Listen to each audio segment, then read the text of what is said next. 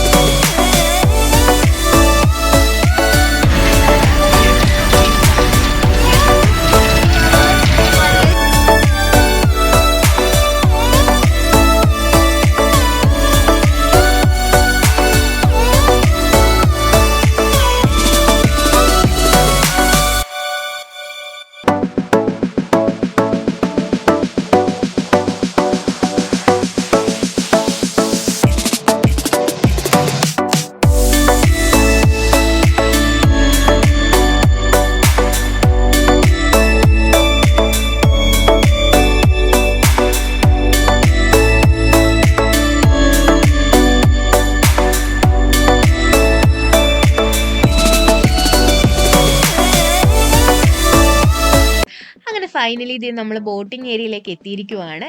വന്ന പാടെ ടിക്കറ്റ് എടുക്കാനുള്ള ഓട്ടത്തിലാണ് കേട്ടോ എല്ലാവരും. കിട്ടുമോ എന്നുള്ള ടെൻഷൻ കൊണ്ടാണ് ഈ ആളുകളെല്ലാം കൂടെ ഭയങ്കര ക്യൂ ആയിരുന്നു അവിടെ. അങ്ങനെ നമ്മൾ ടിക്കറ്റ് ചാർജ് ഒക്കെ നോക്കി 255 രൂപയാണ് വലിയവർക്ക്, കുട്ടികൾക്ക് 85 രൂപയുമാണ്. ഇവിടുന്ന് ഒരു ദിവസം 5 സർവീസുകളാണ് ഉള്ളത്.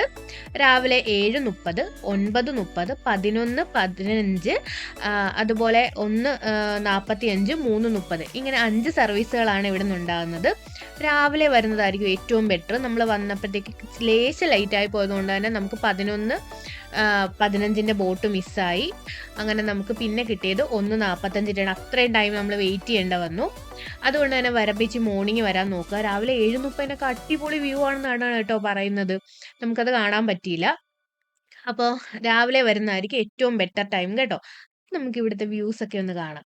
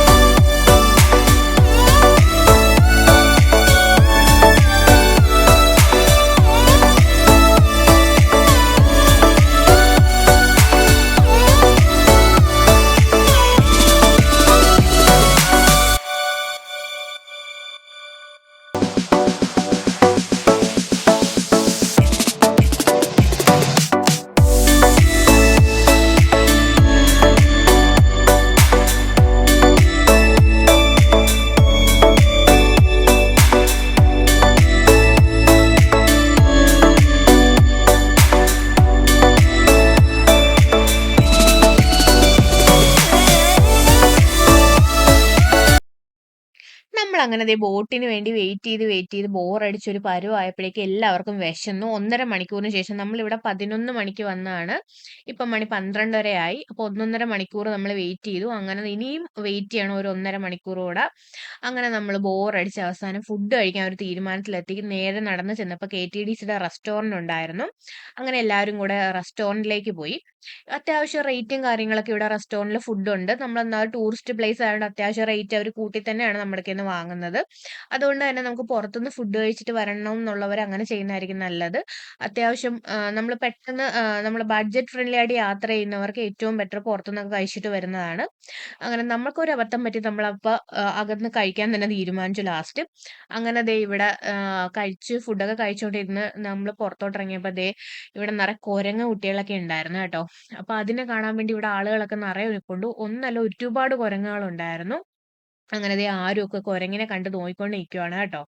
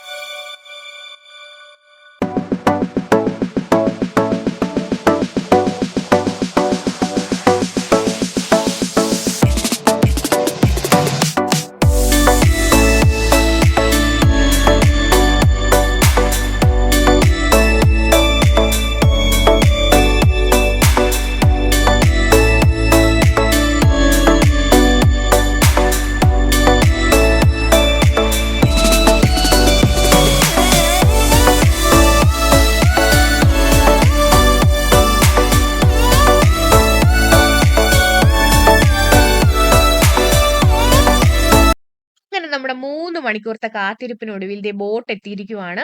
പെട്ടെന്നാണ് കേട്ടോ ഗൈസ് ഇത്രയും ജനങ്ങൾ ഇവിടെ കണ്ടത്. ഞങ്ങൾ ഇവിടെ ഇരുന്നപ്പോൾ 5-6 പേര് അവിടെ ഇവിടെയൊക്കെ ആയിട്ട് ഇരിപ്പുണ്ടായിരുന്നേ ഉള്ളൂ.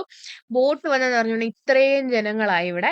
അങ്ങനെ നമ്മൾ ടിക്കറ്റ് അവിടെ ഫ്രണ്ടിൽ കാണിക്കണം. അപ്പോൾ അവരതനുസരിച്ച് നമ്മൾ അകത്തോട്ട് കടത്തി വിടും. നമ്മൾ ഇത്രയും ലെങ്തിൽ നടന്ന് ചെല്ലണം അവിടെ ബോട്ടിങ്ങിനടുത്തോട്ട്. നല്ല രസമാണ് കേട്ടോ. നടന്നു പോകുമ്പോൾ ഉള്ള വ്യൂ എല്ലാം അടിപൊളിയാണ് കേട്ടോ. അങ്ങനെ ഇത്രയും ജനങ്ങൾ കണ്ടോ. ഇവിടുന്ന് ക്യൂ ആയിട്ട് അങ്ങേ അറ്റം വരെ ഉണ്ട് കേട്ടോ ആളുകൾ. അപ്പൊ പല ഒരു ബോട്ടല്ല പല ബോട്ട് സർവീസ് ഉണ്ട് ഇവിടുന്ന് ഒരേ ടൈം തന്നെ. അങ്ങനെ നമ്മൾ ബോട്ടിലോട്ട് കയറുവാണ്. നമുക്ക് അവിടുന്ന് ലൈഫ് ജാക്കറ്റ് ഒക്കെ ഇട്ട് തരുന്നത് ബോട്ടിലുള്ളവർ തന്നെയാണ് കേട്ടോ. അങ്ങനെ നമ്മുടെ ആരൂന് അവർ ലൈഫ് ജാക്കറ്റ് ഒക്കെ ഇട്ട് കൊടുക്കുന്നുണ്ട് കേട്ടോ. അങ്ങനെ നമ്മള് ഫൈനലി ബോട്ടിൽ കയറിയിരിക്കുവാണ്. ഇനി നമുക്ക് തേക്കടിയുടെ മനോഹാരിതമായ കാഴ്ചകളൊക്കെ കണ്ടിട്ട് വരാം.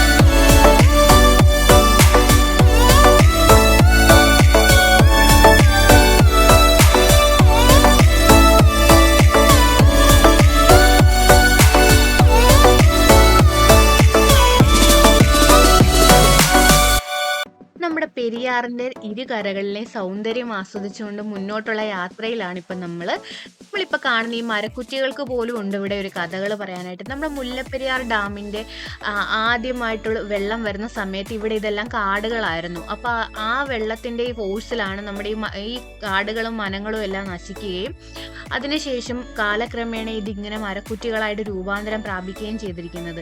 ഇത് തന്നെയാണ് തേക്കടിയിലെ ഏറ്റവും മനോഹരമായ കാഴ്ചയ്ക്ക് ഒരു കാരണം തന്നെ ആയിരിക്കുന്നത്. ഒരു തേക്കടി എന്ന് പറയുമ്പോൾ ഒരാളുടെ മനസ്സിലേക്ക് പെട്ടെന്ന് വരുന്ന വ്യൂവും ഇത് തന്നെയാണ്.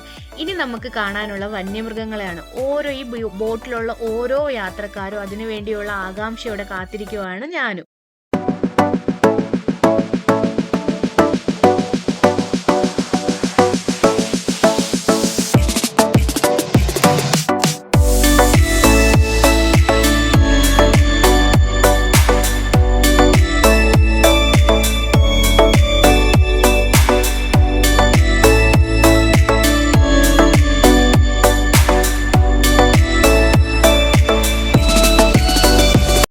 അങ്ങനെ കാത്തിരിപ്പിനൊടുവിൽ നമ്മൾ ആനക്കൂട്ടങ്ങളെ കണ്ടിരിക്കുവാണ് കേട്ടോ.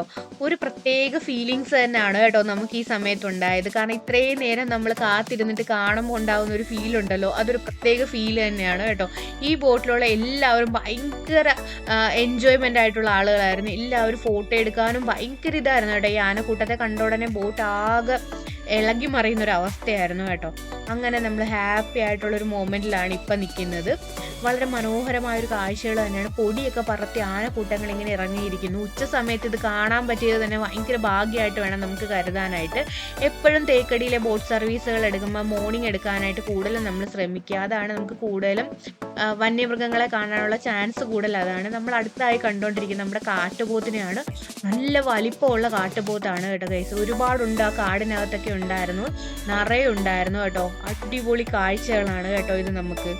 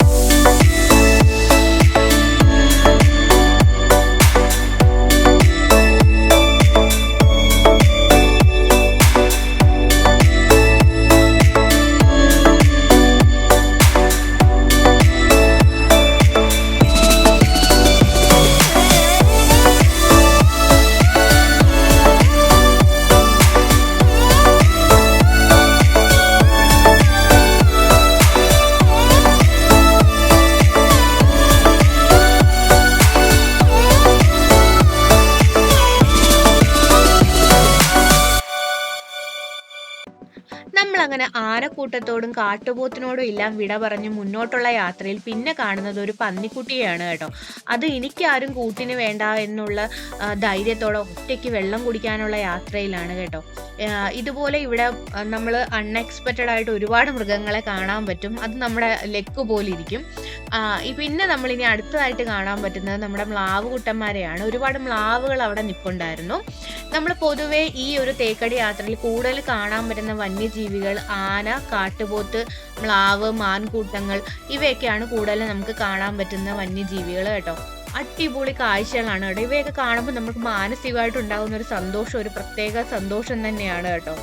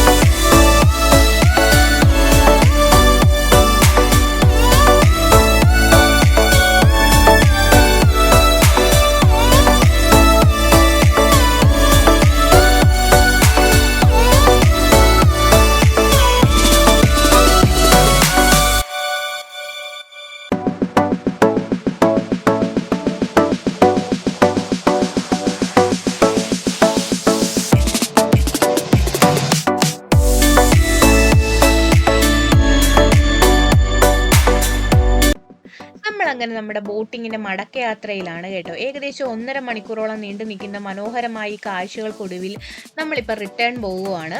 ഇപ്പം നമ്മൾ കണ്ടുകൊണ്ടിരിക്കുന്നത് ഈ കാഴ്ചകൾക്ക് മനോഹാരിത കൂട്ടാൻ വേണ്ടി പുൽമേട്ടിൽ മേഞ്ഞു നടക്കുന്ന ഒരു സംഘം കാട്ടുപോത്തുകളെ കൂടെയാണ് കേട്ടോ.